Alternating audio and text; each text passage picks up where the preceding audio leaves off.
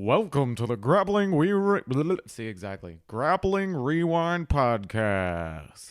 Welcome to this week on the Grappling Rewind Podcast. In this week's show, we're going to recap Polaris 24 and talk about a few big upcoming matches with Craig Jones, Felipe Pena, Nicholas Meregali, and Kaynan Duarte. As always on the show, I'm your host, Maine, to my co-host, Josh. How you doing, Josh? Well, just chilling at my house instead of at yours. Well, you got sick family and you're sick, so we're doing it remote, keeping the show going. Got a great card to talk about. We were going to talk about Polaris last week, but we had the IBJJF Worlds, and so we didn't want to mix the two shows 2 weeks ago. We didn't want to mix the two shows, so we're deciding to do Polaris now because it was a really fun card, and we love covering Polaris, so just bumped it a week. Usually don't do that, but that kind of speaks to, again, the strength of the Polaris card. If you listen to the show for a long time, you know that's pretty infrequent. So let's talk about Polaris. Before we do that, Josh, I kind of want to do some of the matchups we got announced this week right now in the news section, unless you want to push them to the end. What are your thoughts? That sounds good. All right, let's do it. So on this card, we had Anthony Smith and Glover Teixeira are also announced for the card. We probably will talk about that closer to the matchup, but the matchup that everyone's talking about now is Felipe Pena versus Craig Jones that is taking place on the Fight Pass Invitational. And I have in quotes or in parentheses here in my notes, who will fight Gordon Ryan? Is essentially what it seems like they are setting, what UFC is setting up. Like, they've really pushed Gordon Ryan really hard for the past forever, year and a half, 2 years almost, off and on, like as his own entity. He headlined the last UFC Invitational that they had a couple of months ago, had that really kind of exciting match with Nicky Rod, who is a late replacement for their absolute bracket. Now the headliner is Felipe Pena, and if you've heard the history of Felipe Pena and Gordon Ryan, go back and listen to any number of our shows that you can sort by the Grappling Rewind for the title, and you can see where we have talked about those three matchups at this point at length. Their last matchup was a little odd. Craig Jones and Gordon Ryan have also met three separate times, with Gordon taking that once at EBI, once at Quintet, and once at ADCC. So currently, Pena, he is 2 losses to 1. Craig, he is 3 wins to 0. Him and Craig trained together. Pena and Craig have trained together recently. So it'll be really interesting now that these guys are facing each other. I think that the UFC is setting up the winner of this to go on and face Gordon Ryan. Josh, do you think I'm wrong, or do you think I'm right about that? I don't see what else they would be doing. You just have to factor in where Gordon is, since he's supposedly not been training for however many amount of months that he's not been training, and just coming off the nasal surgery and more stomach issues. So he's kind of up in the air right now, but I'm curious to see.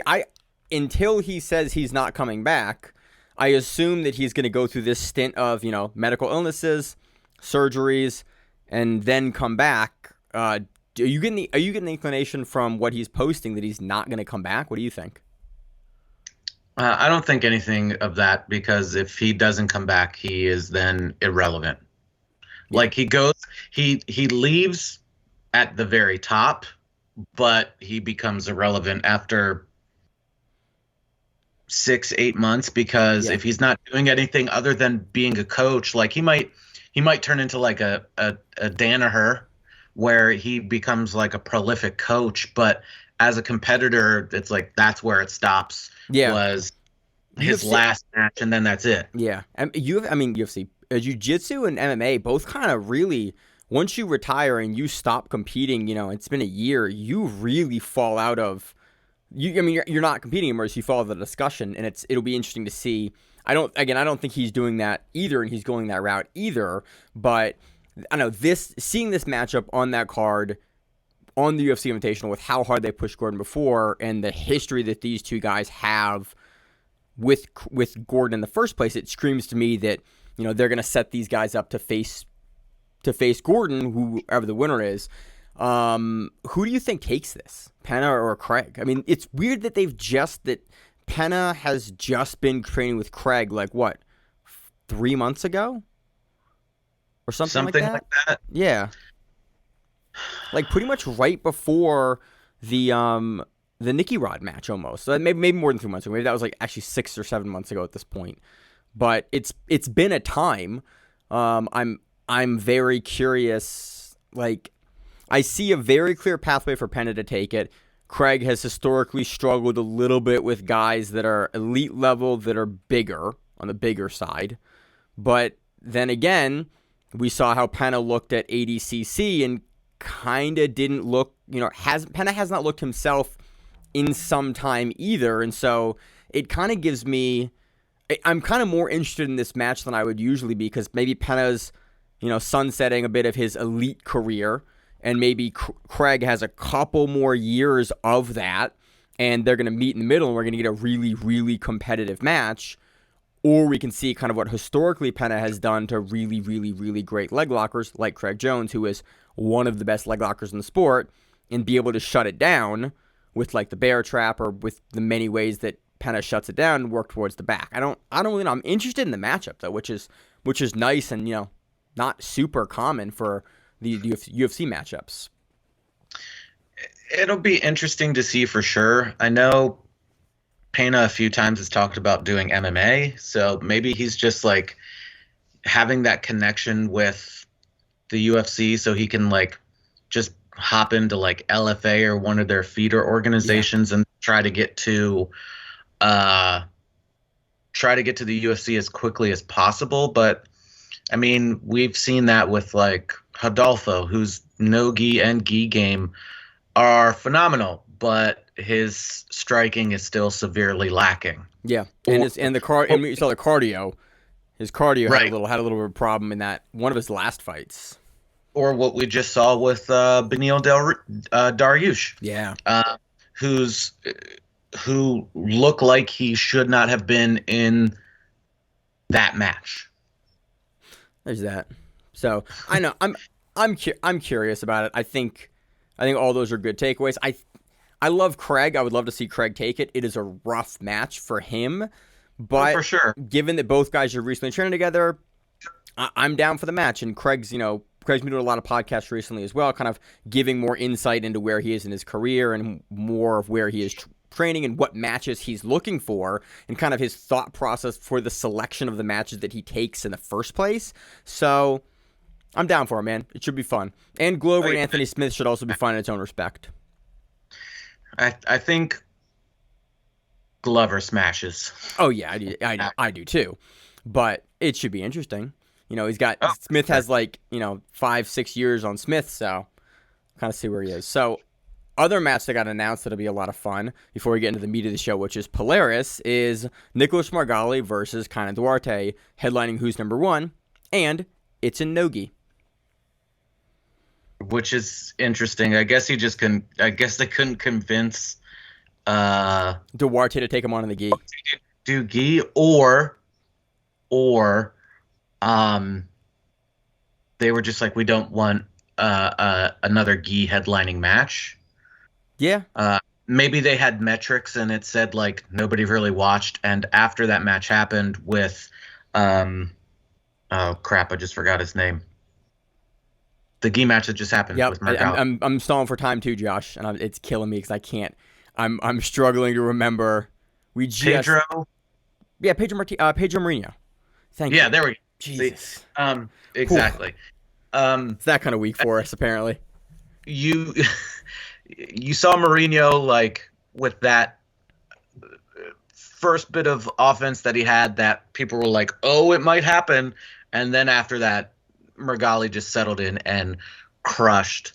I'm more interested in Meregali's call out of the absolute champion after that match. Essentially, so that which would is be Hugo now. Or no, whoever Right. runs the GP, but essentially probably Hugo at that point. like Meregali versus Victor Hugo would be great. I want to see. You're talking about in the gi. Yeah. But I also want to see Meregali. He's saying he's the best gi player, and he's trying to push for gi. Get back out there, do more gi shit, go to the worlds, like whatever his excuse was for not doing it this year. No money, whatever. And then there's speculations of him doing steroids, and that's why he didn't do it. as it's been stated on Grappling Rewind before, we don't care. Yeah, do that shit. But IBJJF does care, and so if you've gone cycle for ADCC, pick and choose your reasons. Unfortunately, he wasn't at the Worlds last week, so we can't really we can't really go, well, where is he now on the world level? He's probably like one of the best, if not the best in the world. But because he wasn't at the Worlds in the GI and didn't do World Pro, we just don't know. So there's it is. I'm super curious about the Meregali and Duarte match. That should be fun. It's not, both guys are, I'm going to say weak to footlocks, but it's a match where it's just not going to matter. I don't think either guy is going to shoot for the feet in that match. I think it'll be a traditional, guard player versus standing player match. I see both those guys being willing to play from the guard. They both love playing from the guard. But that's what I mean. Like we're not going to have the protracted standing match that we can sometimes get in gi or no gi. With these guys, somebody's going to go, yeah, I'm going to play guard, and we'll see a little bit of stand up at the beginning probably. But in who's number one, that's not really a scoring criteria most of the time unless it's the only action. Right. So we'll see a guy go, okay, yeah, I'll take bottom position, cool, and then work from there. So it should be interesting. It's a hell of a headliner match. For sure, and it would be interesting if they did do that match on a Who's Number One. There were some slight rumblings of Anna Rodriguez rematching Margot Ciccarelli. Ooh, that'd be fun. Like the rematch from their semifinals match. That I've got my own opinions about that, but that's besides the point. Not going into it, but it would be a cool match to watch again to see definitely. like a definitive winner instead of some nonsense. Yep. So again, fun matches coming up. Josh, anything else you want to talk about for the upcoming matches?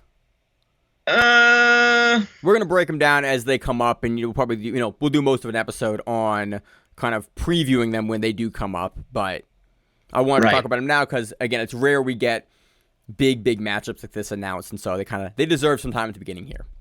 For sure. All right, so let's do it, Josh. Let's move into the recap of Polaris 24. I want to start with Keith Krikorian versus Tom Halpin. Okay, let's do it. This match was, in my notes, this match was super close until it wasn't. I disagree. Okay, how so? Well, Halpin, I knew was going to be on the bottom or start from the bottom. What I didn't expect was that stand up from the front headlock guillotine position and him putting Krikorian on his butt and making Krikorian work back and forth. Yeah. But after that, 2-3 minutes of that and Krikorian getting back on top, he was just like, nah, bro. And he said in the after match interview, he was like, he did his A game and he didn't want to do that. He wanted to work on things, but couldn't. It just shows you Halpin is a legit competitor. Yeah. But he was just like, okay, I'm going to.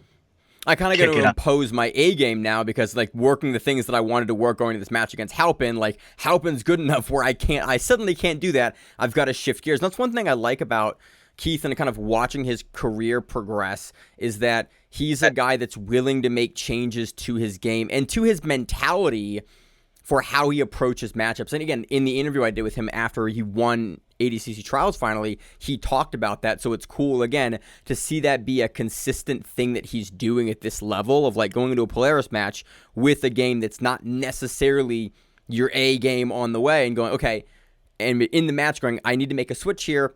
This isn't working, and then, turning it around.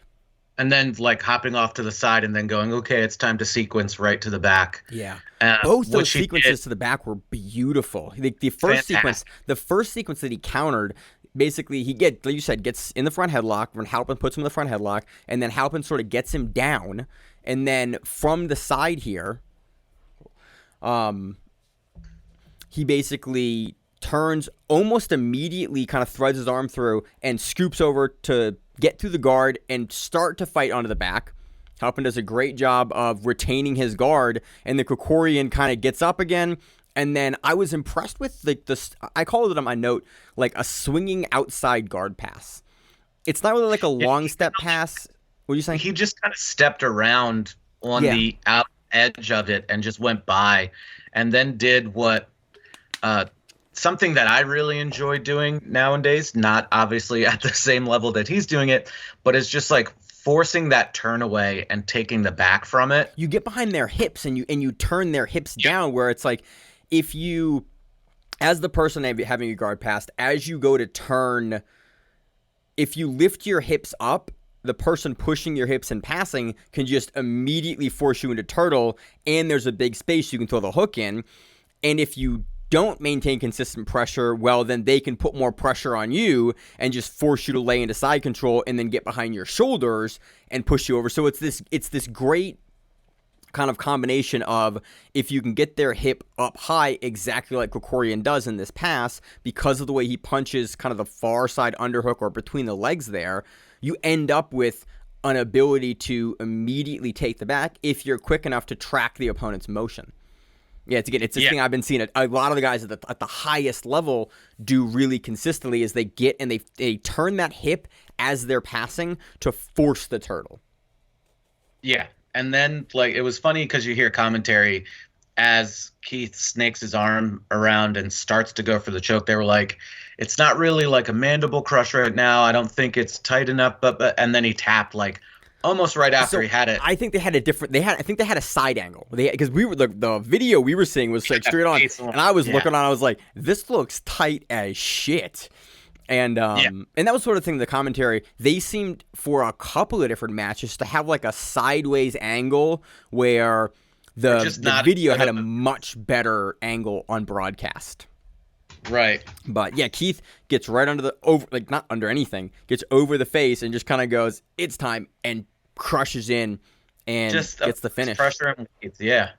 Also, if you're a grappler, this is how to do a post-fight interview. Any other technical pieces on the match? No, I mean, we pretty much covered the entire match. It was about 5 minutes long, and give or take. And, Halpin looked great until he didn't look great anymore, and Keith was on his back. Yeah, I loved it. So the Polaris posted a sequence, and it was basically it was a couple of highlights of Krikorian in this match, and Keith in the comment there was basically like, "Hey man, this is not how the whole match went." Like, basically huge credits to Tom here, and I love like, man, you're a classy dude with posting like in the comment there of like, "Hey, this is Tom Halpin also had some great offense that is not in this highlight." Absolutely, and if he said anything different, it would have been like, well, okay, you're kidding yourself. Like, he grabbed your neck, and it was obviously a threat because it put you on your butt as he was getting up, and you had to address it more than once. Mm-hmm. So, again, I personally haven't heard anything bad about Keith. No. I'm not sure if anybody else has, but he seems like a super solid dude, and that's a super solid response to, here's a highlight of the match, and it's like, hey, don't forget the other guy, had you running for a second. It was cool. In a sport that's full of, leave your ego at the door and then no one doing that, it was cool to see Keith being like a cool dude. So I appreciated that, and I was like, I'm more so on the show in the last couple of years have tried to, highlight that when, this guy's a good dude. But his post-fight, I loved it. He talked about I keep mixing up if it was him or Ethan talking about going against Ash again, but he was like, "Hey, there's rumors of this 70-kilogram tournament. I want in that. Find a spot for me in that bracket. I want to be in that bracket." And it's like, cool, man. That's how you do it. You know there's an upcoming event that this organization is having. You say that you want a slot in it. You gave an argument for why you should have a slot in that and get a shot at these guys at 70 kilos. And I'm like, I absolutely want Keith to be the first dude announced for that bracket now. For sure. So I want to see it. So that was fun. Again, Keith Krikorian looked great. Again, super impressed with his passing and back-taking ability. It's just gotten better and better over the years. And I can't wait to see him in this 70-kilogram title bracket. Moving on, Josh, let's talk about, let's move on to Jason Rau versus Matty Holmes. This one had a bit of a weird finish. So Jason Rau, I think somebody described him as your favorite grappler's favorite grappler. He's the guy that a lot of the top level guys that we cover are like, Jason Rau's their favorite grappler. And I've heard this more than once. And he's an interesting character, to say the least. He looked great throughout the whole match. Oh, yeah. Like, dominant. Great passing, great mount control. He does something that I always forget that he does. A couple of times in this match, he threw like a really nice mounted triangle, and he's so mobile with his hips as he's doing that in a way that we don't see a lot of guys as big. What's Jason? What size is he? I forgot what he's about. Usually an 85er. I think 185. 70, 85, or somewhere in there. He does that with a fluidity we do not see a lot of guys at his weight or build do, which is cool.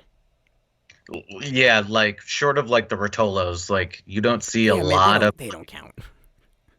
That's why I said short of them. Like you don't see like a ton of 185, but like look at Big Dan Manitou. Like that's another person. Yeah. There's outliers at every weight. Yeah. So good point. Rau, and we've watched Rau for years now and seen him on a whole bunch of stuff. Oh, yeah. So, just seeing him continue his winning ways, seeing how he moves, seeing how he attacks is always interesting to watch, as well as, that finishing sequence, which was, it was weird. Yeah, so let's talk about it, because if you haven't seen it, go back and watch it, because the whole card's great. It's 2.5 hours in total. They cut the main card into its own video, and it's again, I've said it for years, 2.5 hours is the perfect length of time for a grappling card. It flows, it moves quick, they show a match, couple ads, some commentary, a match, it flows great. The Polaris knows how to get it done and knows how to do it right. There's a great finishing sequence. Basically, Rau ends up going for an armbar eventually off his back. He goes for the mounted triangle. He even brought it up, and then I kind of funny, and he went for an armbar, which I thought was just defended really well. And I then thought all it of a was sudden, super. So I thought I watched this over and over and over again to try to figure out what was happening. It looked like Matty Holmes was in a really good spot to defend, but had done something or said something or made a noise, or he brought his hand over really high and slapped the thigh of Jason Rau to basically stack and take him over. And either that looked like a tap or he did it in a way that was a tap. It was single, but with where Jason's hips were, Jason could have easily had more pressure into the arm there, and so it was called, and the referee called it. And if you look at the original camera angle they have to the side, the referee, you can see his arm in frame opening up, calling the match as soon as Jason Rau lets go. There's something that happens, and then he calls the match. Jason Rau fully lets go, and then there's a bit of a controversy where Matty Holmes is going, it wasn't a tap, and it was what it seemed to be. It was weird. Jason seemed to think it was called or a tap, and the referee seemed to think it was called or a tap, but they didn't really address it, and we couldn't really tell on broadcast. It looked like a really good armbar, and it looked like Matty Holmes was potentially in a really good spot to start defending that, and he was doing the right things, but it also looked like it was out, and Rau could have easily had it fully extended and injured it. So it was weird. Knows. It's not how you ever want to see a match end with controversy like that, but it looked like I hate that we talk about matches like this sometimes. It looked like Rau was going to take it. Finished, and it did look like he was going to take it either way, but we don't know because when it ended. And if Matty Holmes is saying legitimately he had not tapped or didn't tap, that's always unfortunate. Again, props to Rau. Rau looked phenomenal in the match, and I think was clearly on the way to taking either a decision victory or a sub victory later. But it is always unfortunate when, you're the athlete on the other side of, if you didn't think you tapped or you didn't tap, it happened to the Worlds this last weekend as well. So, right. It happens. So that's, it's again, an unfortunate result to a really phenomenal match and a really great submission victory for Rau here. What was called a submission victory for Rau, and he looked good doing it. I love that we're starting to see Rau not open his game up is a bad way, more consistently win on these bigger stages, because we're just seeing it more, honestly, there was some time where he was not saying gone, but we weren't seeing him on a whole lot of things. Yeah. And then, like, I want to say in the past year, he's been on way more things, so you get to see him more. We've always seen him on Rise. He's always been a champion on Rise, off and on. And that's always been a great place to find him. I love, a Rise card comes up. Hopefully, usually Jason Rau's on the card. It is cool to see him in Polaris again, being shown off to a larger audience because he's got such good, slick technique. And is he based in Texas now?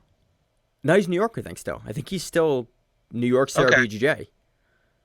All right, because, I mean, Crelinsten was coaching him, and I know there's the connection because it's, like, sort of a Henzo thing, I guess. So Sarah's a Henzo guy, and Henzo and Sarah in New York were really big boys, but and Jason Rau is a Matt Serra guy, so he was always close with Ethan and Taza because they were all kind of coming up under the same time and all trained a lot with each other, was my understanding. Yeah, but then there's New Wave, which is like the Henzo affiliate kind of gym out there. Yeah, but I assume Ethan was on the card as a title contender, and so he knows Rau. He trained for years with Rau. It's one of those like, hey, we didn't fly a coach out. We're just gonna fly, like, Ethan will coach you because he's your buddy and he's there. Or he was willing to coach you because he's your buddy and he's there. It's my thought of, like, a guy you're friendly with that you trained with for years is here as well competing. Yeah, I'll coach you. I figured you'd have a little bit more inside beat on that one. I do not, Josh, apparently. So, moving on, let's talk about Eoghan O'Flanagan defeats Hunter Colvin via decision. This was a really tactical match from Hunter. Honestly, yeah. Well, it's unfortunate. Not talking badly about him, but it was honestly like a skippable match because Eoghan, like, the most significant thing, Eoghan got a bite on that leg within, like, the first minute, and nothing could happen from it. It was, the first minute? Was it that early in the match? Yeah. 2 minutes. I have it in my head a little further. I don't have a timestamp of when it was, but it was early in the match. Eoghan does a really great inversion, like, completely folds his body over as Hunter is going for a pass, gets to, like, an inverted knee bar, passes it over to outside 50-50, goes, pulls a double hand grip on the calf of Hunter, pulls it back over, inverts again, goes for the heel hook, and Hunter, again, does a great job, like, walking down the defense, getting out, and then pulling all the way out. And then we saw Hunter only throwing really long range, really fast passes and playing from the outside. It was kind of like we saw Pedro Marino versus Bodoni. He was either, like, all the way on the outside or trying to be on the inside, and not a whole lot was going on. Yeah, that's the whole match, and it was Hunter was never really able to get secure any sort of pass. No. And Eoghan was coming forward pretty consistently from his butt in the guard and, like, looking for engagement. And so with that one bite, I think it pretty clearly puts it into Eoghan's decision territory. I think the decision is very reasonable, but it was definitely, I would have loved to see a little more engagement, honestly, from both guys. But as the top player, and Hunter is playing it really tactically because he only needs one opportunity to get past the guard and, like, have the match go his way. Then when it never comes, you tactically get matches like this where it's like, oh, it didn't really happen. As a result, the whole match ends and nothing really ever of substance, aside from that one really good entry, positionally occurs. So I understand the tactics behind it.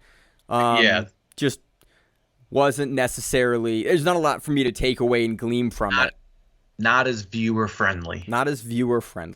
Although that collar tie from Hunter could have counted as just like a significant strike. Yeah. Hunter, dude, Hunter will collar tie you and look at you. He will do it and then look at you like, what do you do about it? Like, Jesus. He gets in guys' heads like that. Next match, we had Martina Zola defeating Rosie Clarke via decision. Martina looked great in this match. A little early guard play from Rosie Clarke, but really Zola towards the later, Josh, 2/3 of the match? Yeah. Imposing with it. Yeah, imposing top pressure. And then this match is an earlier version of what would be the Ethan Crelinsten and Nathan Orchard match. This was the female version of that match from this second half. It was just like, it was a little more back work. Zola got to the back a little more on Clarke and was able to do a little more. And I think got a little closer to some finishes. Rosie Clarke had some great defense. But really Zola maintained really nice, heavy positional pressure on top, would take the back when it was offered. Clarke would get back to the guard or back to the mount. And that was the match. Martina Zola takes really clean decision, honestly. And again, I'm curious again as a Polaris headliner's not the right word, main card competitor. Very curious to see what she does in the future, because usually Polaris, they have an eye for UK and European talent. And if they're putting you on the main card, it is usually indicative of us seeing you and greater things to come. So always excited about that. Again, a great match for two fun European prospects. Anything else on the match, Josh? No. All right, next match we have. They said his name a bunch, and I continue to. Dinu Bucalet? I talked over you. What would you say? Dinu Bucalet? Dinu Bucalet versus Ollie Webb. Dinu takes this via decision. What are your thoughts on this match, Josh? We're thinking the same thing. Just go ahead and start. It was. I can see how Bucalet gets the decision here. I actually thought Ollie Webb had better moments in this match. I agree. I see how Dinu gets the decision, because overall he had more throughout the entire 10 minutes of the match. Oh, also Polaris now doing 10-minute matches. I think it's great. I think 10 minutes is a really good amount of time. I think 15 minutes can get a little long. Stretch it. Again, certain guys I'm happy to see fight for 15 minutes. Other guys I want to see 6. I think 10 for pro matches like this on a main card is pretty reasonable. We just did some 10-minute rounds, and man, that's a different level of pace. I don't want to talk about it. I felt terrible. So yeah, So this is a match to kind of look at Polaris judging. You can see how Dinu gets this one. Again, Ollie, especially at the end here, has a really great sequence from a headlock to a darce, and then pulls it through. And there's a GIF, not a GIF. A video on Instagram that shows the final sequence there, and it's a really impressive transition. But overall, those were a little bit few and far between. A lot of stand up, a lot of both guys very much jockeying for position and looking for. And again, it's what you kind of get in high level matches sometimes. The other guy is looking to either see a mistake from his competitor or force a mistake, but also doesn't want to doesn't want their opponent to force a mistake on them. And so you can get this somewhat, I don't really call it pensive, very calculated stand-up where neither guy wants to commit really hard to get countered. It's what the Rotolos have made their hay off of, and a lot of guys at the smaller weight classes. Cool, you'll go in on a shot, or you're going to take down or a single leg, and then I have your weight committed, and I'm phenomenal at this scramble, and I can force this scramble now in my favor because you get to go, then I get to go, and that's very much what this match kind of seemed like. And definitely in their exchanges, you'd see they tie up, somebody would go to the ground or a shot. You would see a great scramble, like a really exciting scramble, and then a counter scramble and offense and counter offense. And then they would both go, okay, I don't want to engage in the scramble for too long. They'd pull out of the scramble, and it would reset back to the standing. There's a couple times where it gets reset, but that's really, and we see, and that happens all the time, though. Yeah, it does. And it just sometimes the matches go this way. Right, and it's people figuring out where exactly to start doing these things so it becomes more conducive to them scoring or getting in an advantageous position or something like that, or you end up running each other out of bounds. Yep. So happens sometimes. But yeah, again, this is one I could have seen going either way. I don't really have problem with Dinu getting the decision. I probably wouldn't have a problem with Ollie Webb getting the decision either, but close match. Good to have it here. What do we move on to, Josh? Let's talk about Ethan Crelinsten, because I have a lot to say about Mateusz Szczecinski, even though it was only a 43-second match. Yep. But Ethan Crelinsten takes on and defeats Nathan. He didn't take on. He beat the tar out of Nathan. He kind of did. And again, they've met, I think, 4 separate times. Yeah. I know Ethan has won the most recent one, if not the most recent 2. Has he won all of them? I think he has a loss early career to Orchard, and I forget. And I thought I pulled him up last week, and I didn't see it. So it could have been like a brown belt. It was probably a brown or purple belt match for Ethan, because Ethan was the only brown belt on BJJ Heroes until 2019. I mean, till like 2019. Then they had to add like Rotolo and Keith Krikorian and like William Tackett. They had to add a bunch of other purple and brown belts onto BJJ Heroes because they were at ADCC or, you know, doing great things on Who's Number One or other main and pro cards, where it was like, okay, well, we got to track these guys' records because they're fighting against world champions. And now it makes no sense that the world champion goes against the guy with no record. But Ethan was the trailblazer like that because he was a brown belt for so long. He was the only brown belt on BJJ Heroes for years. And so I'm guessing that we didn't see the match because it would have been when he was either purple or brown. Early career, probably circa 2016. Wouldn't surprise me. Could have been before that. It's not on here. I'm on BJJ Heroes right now, and it's not coming up. So I think it's an early career match, but Ethan looked amazing. We know how good Ethan is. You don't win ADCC trials without being amazing. He's on Who's Number One. He's on all these events. We've watched him just turn into a human Superman. Looks like he's about to walk onto stage and start flexing. I love it. Dude's taking his physique super seriously.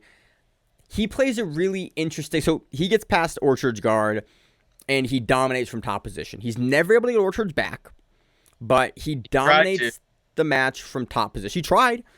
And Orchard, again, is a... We've talked about it for years. Orchard is a super hard dude to put away. Like, notoriously difficult to put away. He's been difficult to put away since the inception of EBI. Go back and watch the early EBIs and early SUGs. Like, Orchard is a dude that has so many guys have struggled to put away. We even talked about this when we previewed Polaris 2 weeks ago on the podcast about how hard Nathan Orchard is to put away. Ethan Crelinsten, in his post-fight interview, said and talked about how hard he is to put away. But man, this was a dominant performance from Ethan. He gets on top. He passes the guard with kind of haste. I wouldn't say he gets on top. Like, Orchard was like, I'm going to wrestle with Crelinsten. And then Crelinsten went, you aren't wrestling with the same caliber of people I am wrestling with. Yeah. And was winning all of the inside position, was winning the ties. And then Orchard went, bad idea, and jumped guard. Which I liked, too, because you saw, you didn't see Orchard's hubris, words, Josh, get ahead of him where he's like, I'm going to wrestle with him anyway. He went, yep, this is not going the way I wanted it to go, and tactically takes the better position. It's like, cool, I'm a monster guard player. Like, I'm known for having a super dangerous guard. Like, there's literally subs from the guard that are named after me. I'm going to jump guard.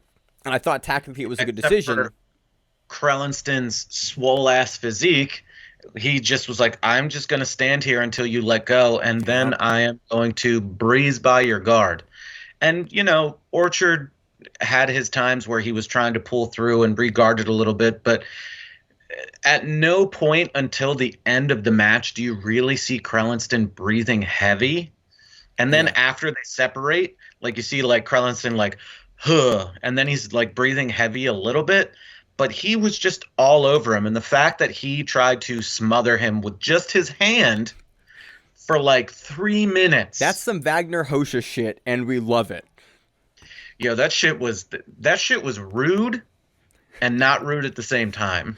Yeah. Like, I was really hoping he was going to, like, just start yanking him and trying to take, just like forcing the back. Like, He was just, like, grabbing the here. jaw and lifting the head up, that thing that guys do. Yeah. No, it was. But yeah, there was Orchard had nothing for Crelinsten. But again, we know how good Ethan is. I thought the passing sequence from the guard jump was really interesting, and it's something we see a lot of the B team guys do, because a lot of the B team guys, because there are so many good wrestlers in that room and guys that are doing jiu-jitsu wrestling, you'll see a lot of exactly what Orchard did, where guys will jump to the guard and then swing under for that single leg of that lumberjack sweep. As soon as Ethan goes to loop under for it, you see Ethan out of position and immediately passing. Like, as Orchard had opened his leg, you saw he basically forced Orchard to open his legs on that sweep a little further than Orchard meant to, and he got a little far away. So instead of being flat on his back, being able to pull and drive up with it, Orchard ended up kind of sitting at this weird range where his legs are extended and his hips are up, and you can turn the legs, and then Ethan immediately starts to pass and changes that range again, and Orchard's kind of left out in this sequence. But I thought it was a really, really good, and it was, the angle was okay on the camera. It was a really, really nice sequence to just see how the extra like 4 or 6 inches you can make on that technique. And if you've drilled it, to immediately start passing as someone does that, and not like try to reestablish your top position, but change your top position and then outside pass a guy when they go for that lumberjack sweep, is great. And it's, again, if you've watched a lot of the B team footage they're putting out, you've seen guys do this, or there's security cam footage of them doing this to guys. It was cool to see Ethan be able to do that in a match. There was another interesting thing I thought. We're seeing Ethan play a ton from the mount, but with the legs crossed, where he'll cross his legs and he'll uncross his legs and he'll cross his legs and uncross, and it's basically so he doesn't get bucked off. Like with a guy who's super explosive that'll get under you and is super dynamic like Orchard, Ethan will lock under his ass and like under the hips, so that when Orchard bucks, he doesn't fly up out of him. He can then base on his hands, because he doesn't need his hands to control the body. Then he can unlock his legs if he needs to be mobile again, and then he can cycle between these two things. And I think Ethan does this better than everyone, probably except for Gordon. Like, Ethan does this in a great way. Yeah, I mean, and he just rode the body triangle from the mount for a lot of that time. But you also saw when Orchard was trying to regard him, how he would still cross his legs with Orchard's legs in there, and then like quickly pummel his leg out or shoot it out in like a pseudo knee cut, but not, he wasn't trapped all the way for it to be a full knee cut. And the way he just moved and pummeled his legs was also like super interesting to maintain that forward pressure to continue being annoying from mount. Yeah. I mean, it was great. It was one of the best performances we've seen from Ethan in a while. Dude looked next level. I'm super happy that he has the belt. Would love to see Polaris bring him out every event, every other event, and put on like an action show like this. Yeah, I want to see that. He wants that match too, and that's, again, he wants to. Called it out. Yeah, I would love to see that match. That's a fun match. Was that ADCC? That wasn't ADCC. That was Polaris, right? That was on Polaris. Yeah. Yeah, I would love to see it. Now he's the champ. The original 70-kilogram title. Yeah. I want to see it, dude. Ash has looked amazing recently. I want to see that match. I want to see the rematch, especially if Ethan wants. If your champion wants a rematch with a guy on the same stage, whatever you got to do, Polaris, make that match happen. To get Ash and Ethan on the same card again, and then you get Keith in that mix as well. Like, I am ready. The 70 kilogram at Polaris right now is the hotness, and I am just super excited for this division. For how it's gonna play out. So it's definitely gonna be a good division and one to keep the eye on. But so is welterweight. Yeah, let's talk about welterweight. moving on, Mateusz Szczecinski defeats Jed Hue via a straight ankle lock in 43 seconds. Nobody saw. We talked about it in the pre-show. We both got a little frustrated that the camera angle, there wasn't a second camera angle to see what happened, because I love Josh Palmer on commentary. He went, I've never had to do this before. He's in the post-fight with Mateusz, and he's like, what happened? And then Mateusz basically went, I knew that Jed wanted my arm because he's taken my arm before. He shot when he fought before. He went for it. So I was looking to take his back, and then I tend to combo my back takes into footlocks because people defend the back take with the feet. So I will combo between my really dangerous leg game and my back take game. Jed pushed his feet in front to defend the back take, so I took the ankle lock. I watched this, no joke, at least 30 times. I don't know how many times I backed up, but I was like, what the fuck happened? So if you want to go watch it, watch the finish, then look at the arm that Mateusz has and the one he grabs Jed Hue's foot with. And from the opening sequence, don't look at anything else. Just look at where that arm, what that arm is doing, and you can kind of see how he ends up trapping Jed Hue's foot. And then this was the quickest tap I've ever seen, I think. From the moment something gets caught to the moment that there is a tap at the highest level, this is the quickest one I've ever seen. And then you saw Jed Hue's foot just turn into a blood balloon. It swelled up like, Josh, you remember that fight to win match in Baltimore where you were at, where the guy got a compound dislocation, an internal dislocation on a toe hold? Remember that? Yes. It looked worse than that. Yeah. It wasn't pretty. As somebody who has broken multiple people's legs with straight ankle locks and toe holds, they never look good. But when they immediately balloon, it ballooned. That's no good. It was bad. That's no good. It was, and we know Mateusz Szczecinski has, and everyone says one of the best, if not the best ankle lock in the sport. And you have high level guys talking about that. This is what they're talking about. They call it a shotgun ankle lock because it looks like, if you're in America here, you have a rack of shotgun, you hold it over and you hold it on top like that for the barrel and for the chamber. Looks like you're racking a shotgun. That's how he does the ankle lock historically, and it also comes on super quick and explodes your leg like a shotgun, so it's one of those dual name techniques.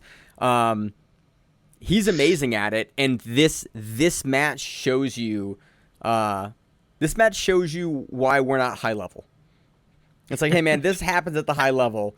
Jed Hue is a monster. Mateusz Szczecinski is a monster, and he grabbed Jed Hue's foot in 1 second and broke it. Badly. It was gimme. And then Jed Hue went, no. And then Jed Hue was like, well, I'm done. Yep. He immediately, I love that Mateusz just lets go immediately, and because he knows. He's like, yep, whatever happened, it exploded in my arms, and we're done. Again, it sucks. It sucks to see it. I hate seeing injuries.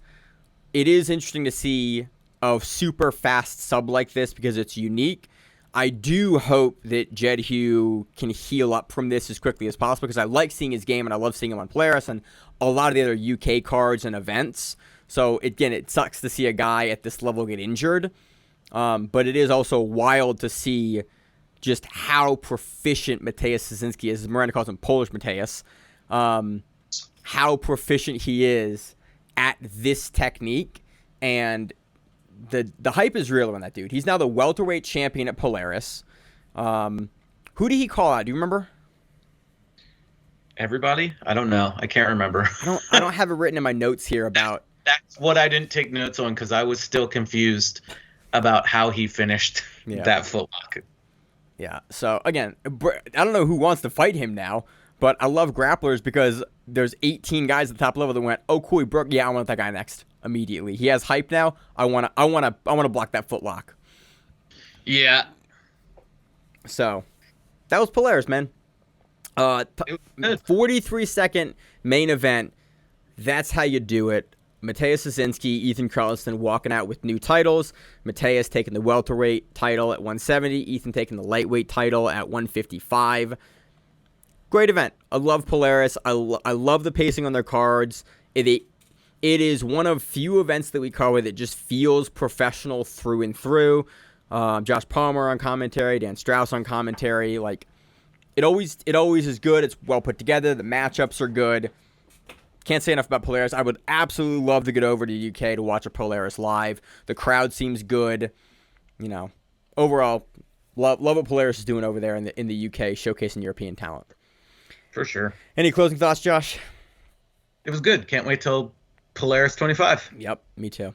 So I have nothing else this week. Really, we don't have a ton to preview this coming week. There's some events. We're going to cover some stuff next week. I am flying out on Friday to go do judging work for ADCC in Dallas. So that should be, it will be fun. I will be very tired. Lucky the Monday here for us in Maryland is a holiday for me, so that will be very nice.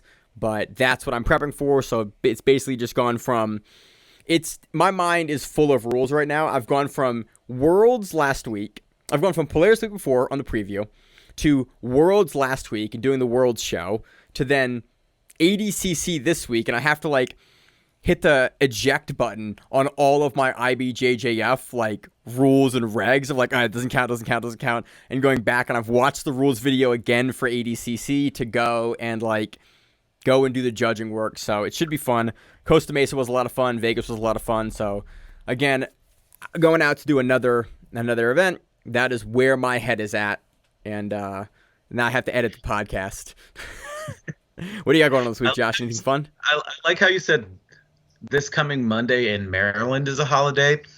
It's a national holiday. Oh, is it? So, yeah. Oh, I didn't know that, man. I don't keep up to date with the holidays, dog.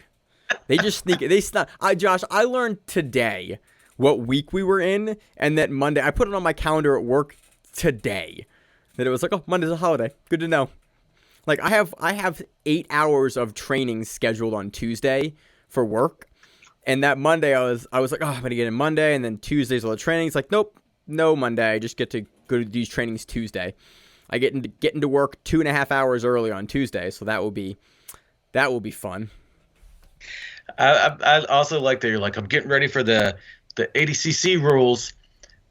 Anytime in the past like month I've rolled with Maine, he's like, what you did just right there, that would be 4 points in ADCC rules. And I'm like, thank you, Maine. I'm going to try to strangle you now. Yep. Josh, I'm getting my head right. Not once did he say it during that 10-minute match. Bro. Nope. I don't think we scored. I think you scored on me. You scored on me, and then I said... Because it was a reversal, and only because I was being really stubborn, and you dislocated my shoulder, and I partially put it back in in your guard, and then your wife finished pulling it back in afterwards. Yeah, we had good times, Josh. It was fun. It was fun. Now I refuse. I will never tap to that. I'll let it dislocate again. Again. Fun. We're the kind of guys that can't have 10-minute rounds, Josh, apparently. Oh, dude, I was dead. I mean, when we had the rounds, I was like, if I don't get on top, I'm done. I'm exhausted. And I looked at we you. did those extra wrestling rounds because nobody knows how to listen. Yep. And Rob is not always the greatest at giving instructions to the not so intelligent people that we are. Yep. It was fun. So it was a super hard training session, and then we did back-to-back 10-minute rounds, which our gym doesn't typically do a ton of, and it was very fun because I got 10 rounds and then the 6-minute rounds afterwards. And then I got to hit the gas on you, Josh, and it was great because you got 70 pounds on me, and I'm having a good time with the gas tank that I got. So whatever. I got on top, and I was like, I'm just gonna stay here now and not move. And then you still almost swept me near the very end, and I was like, I'm gonna take a nap now. It's good. Fucking but exhausted. so it'll be good. We've been training a lot, having a good time generally. So I got nothing else, Josh. You got anything else planned fun for this week? I'm training on Wednesday. Hell yeah. Maybe going into the 6 a.m. class tomorrow. Sunday night. Are you going to be back Sunday or no? My flights are late, I think. So I think I'm late Sunday. I think I get in like midnight on Sunday is what I think. All right. Well, I'll be at the gym Sunday night. You'll see my wife then. Yeah, exactly. Say hi. Cool. And yeah, that's really it. I got to work a lot because my boss is out of town. And then I got to do it again next weekend because I'm too nice of a person, and he was going to a concert, and I told him I would cover for him. I love it, Josh. So should be a fun week then. Good times. Good times. Summer. Maryland schools are now out, so kids are home all the time. Lots of pool, lots of training, lots of nice sunburn. Sweet. Well, I got nothing else, Josh. What would you think about Grappling Rewind Hawaiian shirts, by the way? Like what I'm wearing? Yeah. But Grappling Rewind, where it possibly either has your face or the logo on it. I mean, I would absolutely wear those. If you want a Grappling Rewind Hawaiian shirt, shoot us a message. As always on the show, I'm your host, Maine, joined by co-host Josh. And we are the Grappling Rewind. See you on the mat. Whatever it is, stay safe. If you like the show, please consider sharing it on Facebook with the folks at your gym. It's the best way that we grow the show, and we really appreciate it. You can reach out to us on email. We also have Instagram. We have Facebook. We have Twitter. We have Google+. Until that shuts down. We have a website. If you have an event you would like to have us cover, please let us know. If you have a name, like most people do, and you'd like to have us stop butchering it, let us know. Reach out to us. The show is also available on YouTube, Spotify, in addition to iTunes and every other podcast service. We very much appreciate your time, and thank you.